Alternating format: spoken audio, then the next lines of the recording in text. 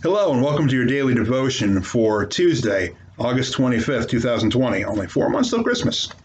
Our reading this morning comes to us from Psalm 51. The Lord says, "Listen to me, you that want to be saved, you that come to me for help. Think of the rock from which you came, the quarry from which you were cut. Think of your ancestor Abraham and of Sarah, from whom you were descended. When I called Abraham, he was childless, but I blessed him and gave him children. I made his descendants numerous. I will show compassion to Jerusalem, to all who live in her ruins. Though her land is a desert, I will make it a garden, like the garden I planted in Eden. Joy and gladness will be there, and songs of praise and thanks to me. Listen to me, my people, listen to what I say. I will give my teaching to the nations, my laws will bring them light. I will come quickly and save them, the time of my victory is near. I myself will rule over the nations.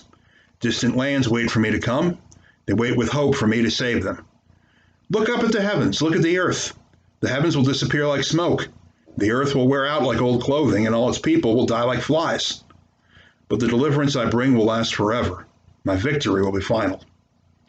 Listen to me, you that know what is right, who have my teaching fixed in your hearts. Do not be afraid when people taunt and insult you. They will vanish like moth-eaten clothing. But the deliverance I bring will last forever. My victory will endure for all time. Powerful words spoken through the psalmist here during the time when Israel was in exile in Babylon. And the psalmist is encouraging people and giving them comfort by reminding them of what God has already done for them. Unfortunately, in the process, he also has to tell them that they have to wait.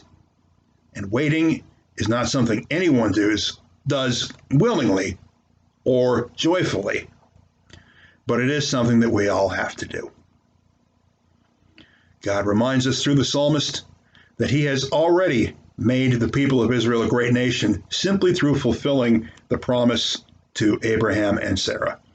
And if you stop and think about it, that promise to Abraham made back in Genesis chapter 12 is the hinge around which the entire Bible turns. The rest of the book, including the New Testament, is nothing more than the story of God fulfilling that promise.